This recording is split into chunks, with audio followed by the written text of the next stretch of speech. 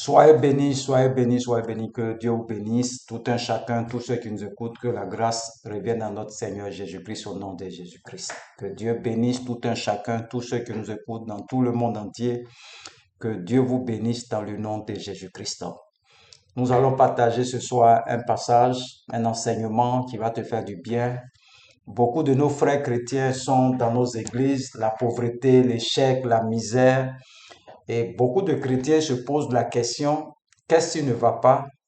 Est-ce que ce qu'on nous a dit là, est-ce que c'est la vérité? Beaucoup sont découragés parce que on leur a dit Jésus a déjà tout fait et le nom de Jésus suffit pour faire toutes choses. Et nous voyons des chrétiens qui sont dans la médiocrité, des chrétiens qui souffrent, qui ne connaissent pas certaines choses. Et tout ce que nous, les prophètes, nous enseignons, les gens discutent beaucoup. Nous, on ne discute pas. Nous sommes concrets, nous, les prophètes. Je suis le prophète Jean Guéa de la mission divine d'amour. Le prophète Jean Guéa. Et nous allons partager un enseignement qui va te faire du bien. Et l'enseignement, c'est le concept des autels. Et le grand thème, c'est comment sortir de la pauvreté. Comment sortir de la pauvreté. Parce que beaucoup de personnes souffrent. Et les chrétiens ont négligé ce qu'on appelle l'autel. Qu'est-ce que c'est que l'autel? L'autel, c'est un lieu de rencontre. Un lieu de rencontre entre les humains et le divin. Les hommes montent et les esprits descendent. Donc, c'est le lieu de rencontre là qu'on appelle l'autel. Qu'on appelle l'autel. Il faut bien suivre cet enseignement. Je vais doucement pour que tu puisses comprendre. Lorsque vous prenez 2 Corinthiens 5, verset 17, il dit quoi? Si quelqu'un est en Christ, il est une nouvelle créature. Les choses anciennes sont passées, voici toutes choses sont devenues nouvelles. Donc, le si est une condition. Si quelqu'un est en Christ. Si. Quand vous prenez la version grecque, la Bible grecque, et que vous traduisez en français, qu'est-ce que ça donne? Si quelqu'un est en Christ, il est une nouvelle créature, les choses anciennes de son esprit sont passées, voici toutes choses sont des nouvelles. Regardez leur version et puis regardez nous notre version. Notre version dit quoi? Si quelqu'un est en Christ, il est une nouvelle créature. Les choses anciennes sont passées, voici toutes choses sont nouvelles. La version grecque dit quoi? Quand on prend la Bible grecque et on traduit en français, qu'est-ce que ça nous donne? Si quelqu'un est en Christ, il est une nouvelle créature. Les choses anciennes de son esprit sont passées. Voici toutes choses sont des nouvelles. Qu'est-ce qui est passé? Ce sont les choses anciennes de ton esprit. Maintenant, tu bois plus, tu cherches plus femme, tu fais plus ces choses. Les choses de ton esprit sont passées. Anciennes de ton esprit sont passées. Ça, c'est la Bible, la version grecque. Mais dans notre version là, les choses anciennes sont passées. La version grecque, les choses anciennes de ton esprit sont passées. Vous voyez? Qu'est-ce qui est passé? Ce sont les choses de ton esprit. Ce que tu faisais avant là, c'est passé. Donc, l'église est à un niveau bas, excusez-moi, en ce qui concerne les choses spirituelles. L'église est à un niveau très bas. Et cette position fait de l'église que l'église est dans l'enfantillage. Et il nous faut rehausser le niveau pour montrer aux agents des ténèbres que nous avons l'autorité sur eux et sur tout ce qui est sur la terre. Donc, les chrétiens négligent ce qu'on appelle l'autel. l'autel. Faut pas t'amuser à l'autel là. Quand tu rentres dans les églises, chaque église a son autel. Faut pas jouer à ce qu'on appelle l'autel.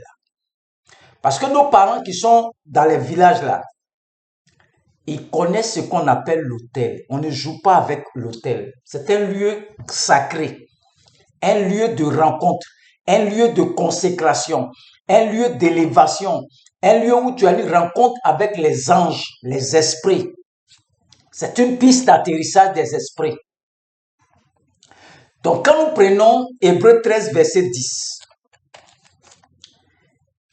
Hébreux 13, verset 10, il dit, nous avons un autel dont ceux qui font le service au tabernacle n'ont pas le pouvoir de manger.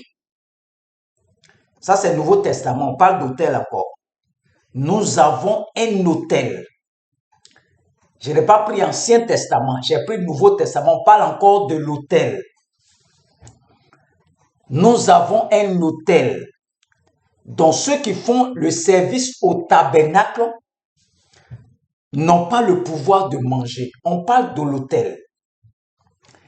Et comment est organisé le ciel, le royaume de Dieu? Comment Dieu a hiérarchisé son royaume? Au ciel, Dieu a établi ce qu'on appelle le trône.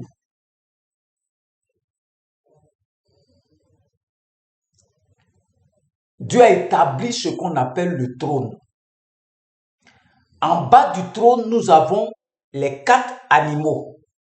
Matthieu, Marc, Luc, Jean. Ça est, en bas du trône.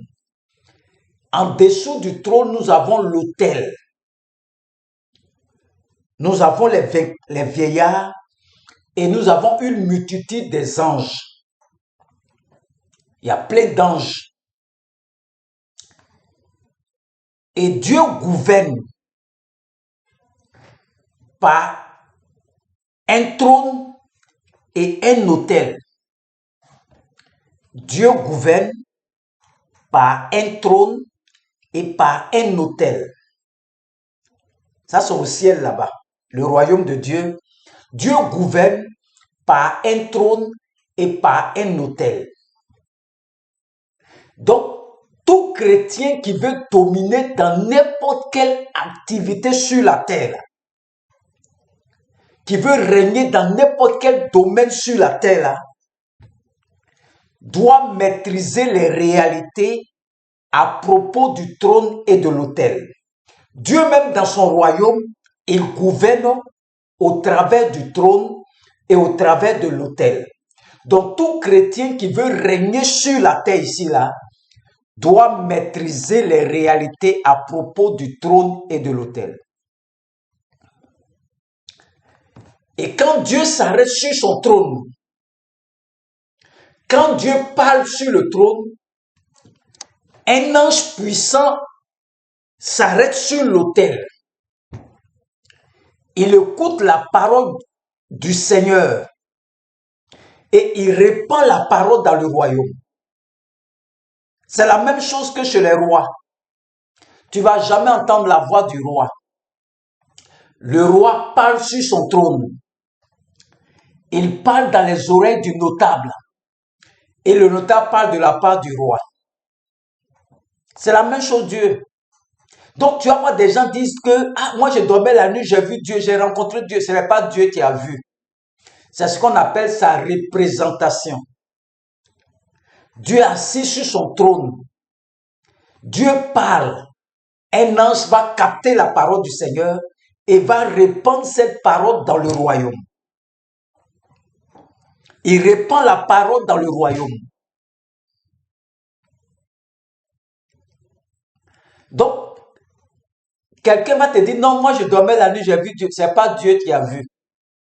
C'est ce qu'on appelle sa représentation. Quand tu parcours de la Genèse à l'Apocalypse, personne n'a vu Dieu. Eux tous ont vu une représentation parce que Dieu est assis sur son trône. Quand Dieu parle, un ange puissant s'arrête sur l'autel, il va capter la parole du Seigneur et va la répandre dans le royaume. Donc c'est la même chose comme dans les palais, les rois. Le roi parle dans les oreilles du notable et le notable parle de la part du roi. Parce que personne ne peut voir Dieu vivre. Dieu est le Père des lumières. De la manière souvent, tu ne peux pas regarder le soleil là.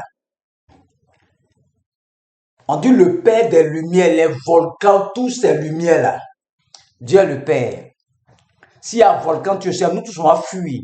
Personne ne peut rester à côté, tellement ça brûle.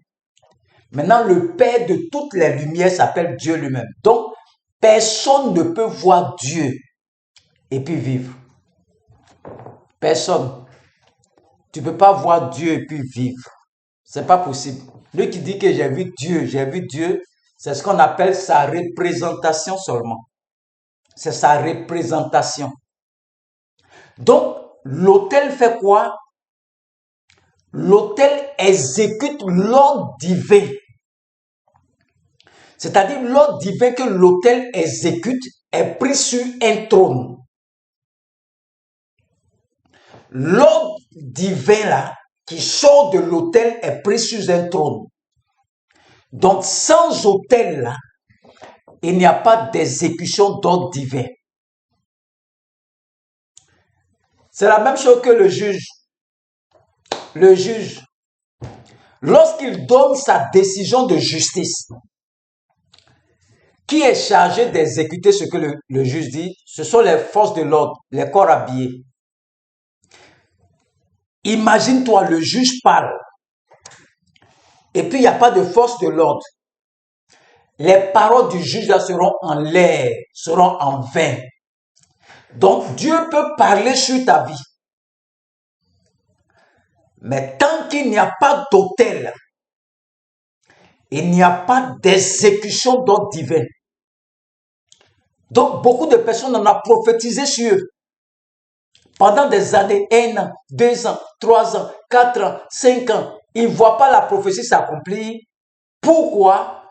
Parce que sans autel là, il n'y a pas d'accomplissement d'ordre divin. Dieu m'a dit, oui, c'est vrai, Dieu a parlé. Dieu est le juge. Mais les forces de l'ordre qui exécutent l'ordre divin là viennent de l'autel. Donc tu dors la nuit, tu fais songe seulement. Tu as croisé tel prophète. Il y a un mariage chez toi, il y a un voyage chez toi, mais depuis toi-même tu ne vois rien. Tu ne vois rien parce que il n'y a pas de force d'exécution, il n'y a pas d'autel. Il n'y a pas d'autel. Donc sans autel là, il n'y a pas de force d'exécution. Sans autel là, il n'y a pas d'exécution d'ordre divin. Donc quand Dieu parle sur ta vie, qui exécute? Ce sont les membres du royaume. Ce sont les anges. Dieu a parlé sur ta vie. Donc l'autel terrestre maintenant devient la piste d'atterrissage des anges que Dieu envoie. C'est-à-dire, Dieu parle dans son trône que telle personne doit être bénie. Maintenant, quand l'ange arrive là, l'ange va atterrir sur une piste d'atterrissage qu'on appelle l'autel. Dieu m'a envoyé pour venir te bénir. Donc, il faut une piste d'atterrissage. Donc, si l'ange ne trouve pas de piste d'atterrissage là, l'ange va survoler l'espace de ta destinée. Il va survoler l'espace de ta destinée. Voilà pourquoi beaucoup de personnes sont découragées. Qu'est-ce qui se passe? On a prophétisé sur moi, mais je ne vois rien. Tu ne vois rien parce que il n'y a pas d'espace de piste d'atterrissage pour que ton ange qui vit avec ta bénédiction puisse descendre. C'est la même chose comme au temps d'Oufoué. Il y avait un avion qu'on appelle la Concorde. L'avion a une puissance. Donc, il a du mal à atterrir à l'aéroport dans les années passées. Quand il descend, ça tremble comme ça. Donc, parce qu'il n'y avait pas de commodité aménagée pour le recevoir. Donc, on a refait l'aéroport là plusieurs fois arrangé pour permettre à certains gros porteurs de descendre. Donc, l'autel est la piste d'atterrissage des anges ou des démons. À l'autel, on peut trouver des anges. À l'autel, on peut trouver des démons. Ça dépend à qui l'autel est destiné. Donc quand Dieu envoie l'ange de ta bénédiction, il envoie une grande promesse sur ta vie. Quand l'ange vient à ta bénédiction, qu'est-ce que l'ange fait? L'ange va d'abord survoler l'espace de ta destinée. Et s'il ne trouve pas de piste d'atterrissage, conformément à sa dimension, à sa taille, à sa hauteur, à sa compétence, l'ange là ne descendra pas. Et ce n'est pas de la responsabilité de Dieu de créer la piste d'atterrissage. La seule responsabilité de Dieu, c'est d'envoyer l'ange de ta bénédiction. Et toi, ta responsabilité, c'est de créer ta piste d'atterrissage pour que l'ange qui vienne avec ta bénédiction, la promesse que Dieu t'a faite là, puisse atterrir et travailler dans ta vie. Et beaucoup de chrétiens négligent les autels, que c'est dépassé, c'est Ancien Testament. Voilà pourquoi l'Église souffre. Parce qu'ils ne connaissent pas ce qu'on appelle l'autel. Nous tous on crie au nom de Jésus, mais pourquoi tu n'as pas de résultats? Parce qu'il y a des mystères que tu dois connaître. Nous sommes en fin d'année, tu dois bâtir ta piste d'atterrissage, tu dois bâtir ton hôtel, tu dois faire ton action de grâce. C'est ce que ça veut dire, action de grâce, tout ça c'est ton hôtel. Tu dois bâtir ton hôtel pour permettre à l'ange de ta bénédiction d'atterrir pour te bénir. C'est ce que ça veut dire. Et quand l'ange voit que l'espace que tu lui donnes ne lui permet pas de descendre, tu vas faire songe seulement. Tu fais les songes. Tu fais les songes. Tu fais son, on te donne révélation, mais depuis tu ne vois rien dans ta vie. C'est-à-dire que Dieu a envoyé l'ange de ta bénédiction. Il est en train de survoler l'espace de ta destinée.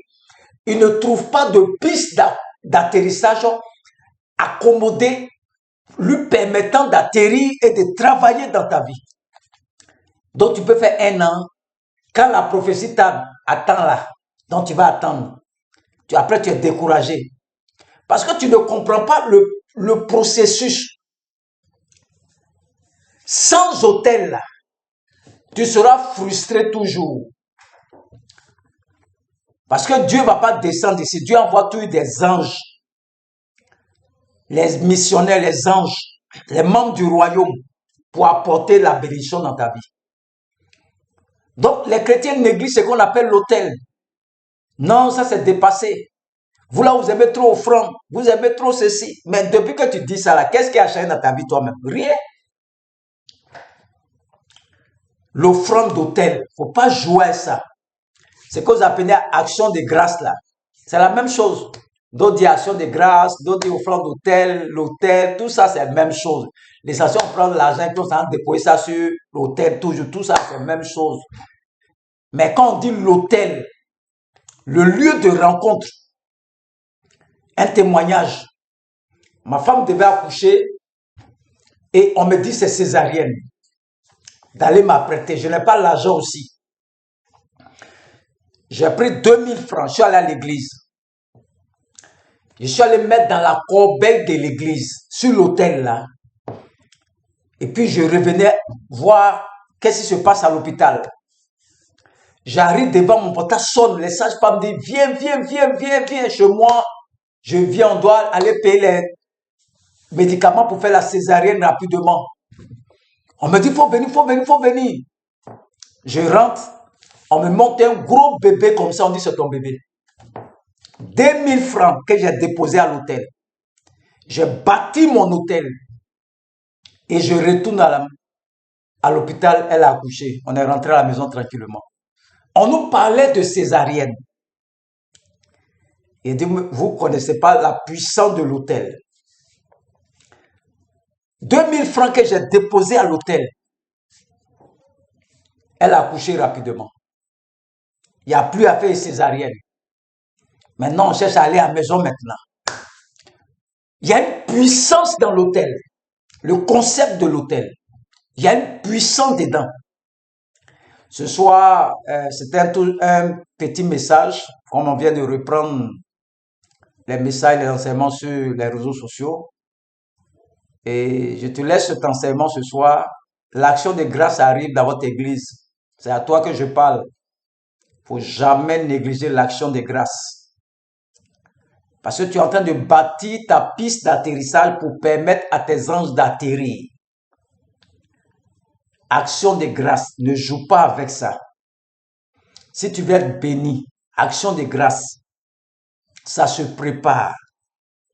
Ça se prépare. Ce sont des grandes pistes, ce sont des pistes d'atterrissage que tu bâtis dans ta vie pour permettre à tes anges d'atterrir, pour travailler dans ta vie, pour te bénir.